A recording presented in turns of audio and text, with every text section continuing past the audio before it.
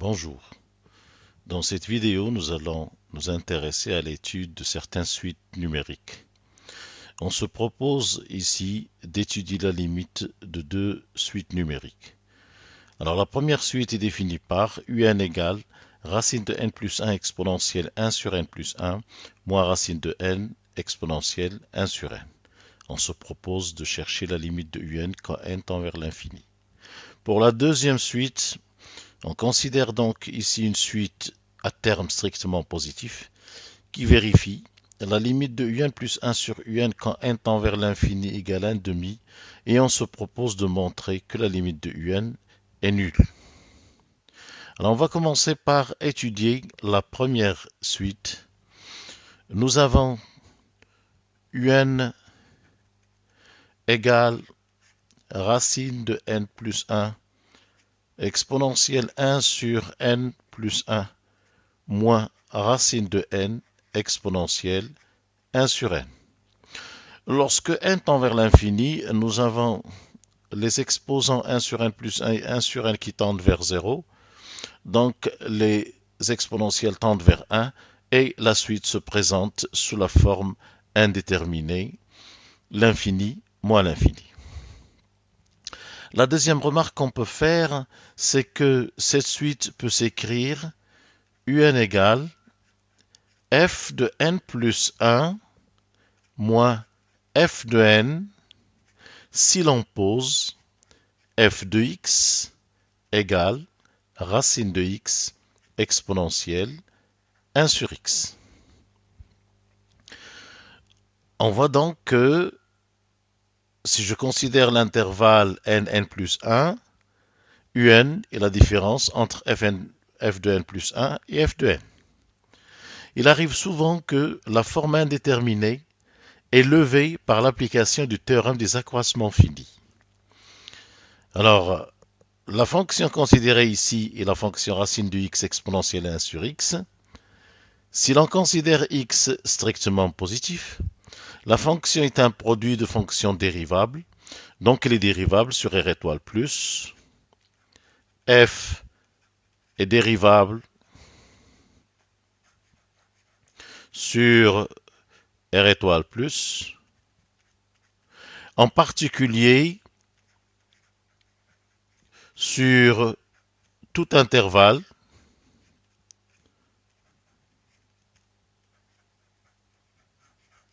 de la forme n plus 1, avec n supérieur ou égal à 1. On peut donc appliquer le théorème des accroissements finis à la fonction f sur l'intervalle n plus 1. Et nous obtenons le résultat suivant. Il existe au moins un point C qui dépend de n, appartenant à l'intervalle ouvert n plus 1, tel que f de n plus 1 moins f de n est égal à f' de Cn multiplié par b moins a n plus 1 moins n qui est ici 1. En d'autres termes, on se retrouve avec l'expression de un suivante. Un égale f' de Cn. Donc la limite de un se ramène à la limite de f' de Cn. Alors dérivant f, nous avons f de x égale racine de x exponentielle 1 sur x. Donc f' de x est égal à 1 sur 2 racine de x exponentielle 1 sur x plus racine de x multiplié par la dérivée de l'exponentielle qui est moins 1 sur x au carré exponentielle 1 sur x, que l'on peut écrire sous la forme f' de x est égal à 1 sur 2 racine de x exponentielle 1 sur x facteur de 1 plus 2 racine de x multiplié par racine de x multiplié par moins 1 sur x au carré. Ou encore, f' de x est égal à 1 sur 2 racines de x exponentielle 1 sur x facteur de 1 plus 2, moins 2 sur x. Donc nous avons un est égal à 1 sur 2 racine de Cn exponentielle 1 sur Cn facteur de 1 moins 2 sur Cn. Or, nous savons que Cn est compris entre n et n plus 1. Donc, la limite de Cn lorsque n tend vers plus l'infini est égale à plus l'infini.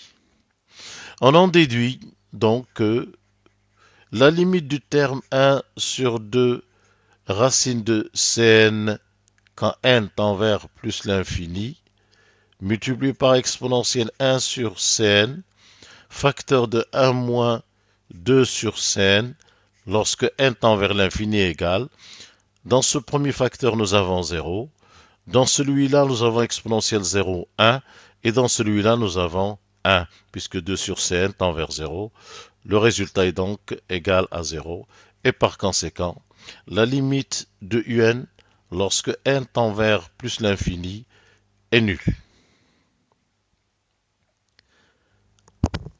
Pour la deuxième suite, on nous donne, quel que soit n appartenant à grand N, un est strictement positif, et la limite de un plus 1 sur un lorsque n tend vers plus l'infini est égal à 1 demi. Ce terme peut être considéré comme une suite. Posons donc Vn égale un plus 1 sur un.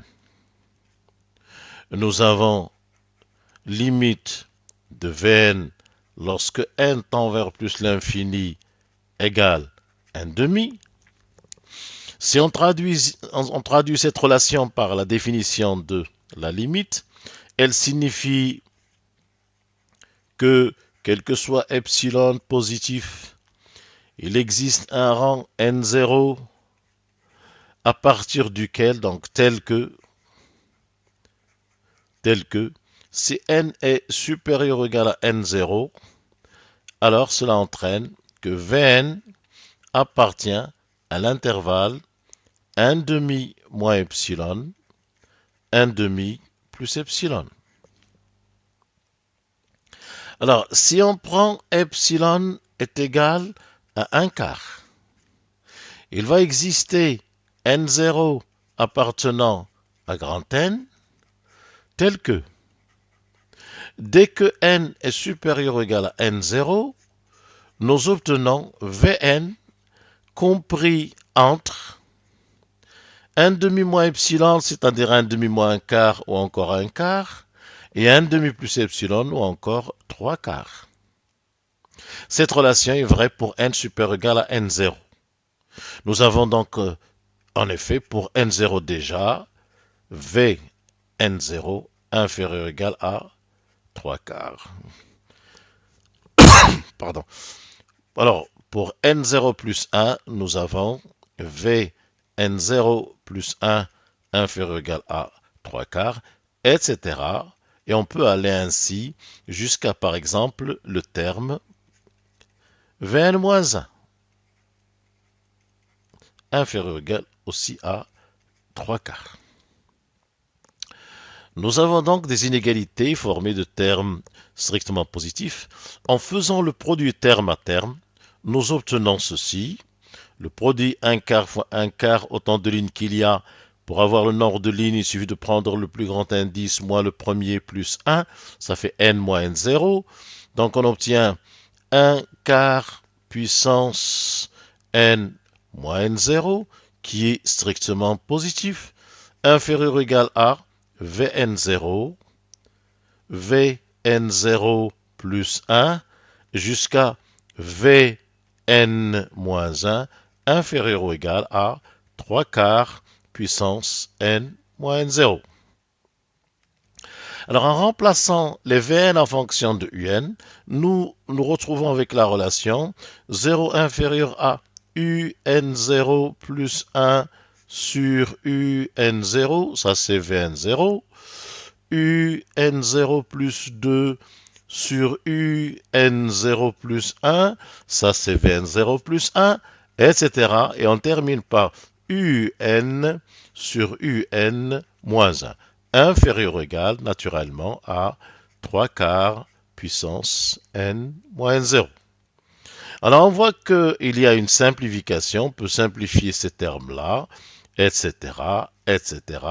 Et on ne retrouve plus que les termes UN et UN0, inférieur ou égal à 3 quarts puissance n moins 0.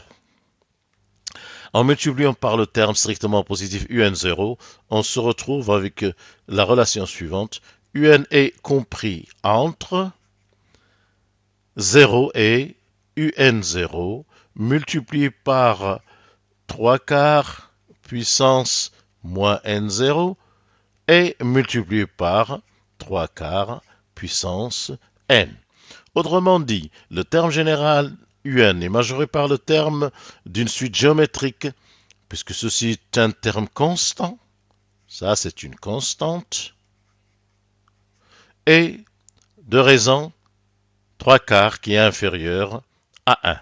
La limite de cette suite étant égale à 0, on en déduit que la limite de UN, lorsque n tend vers plus l'infini, est égale à 0.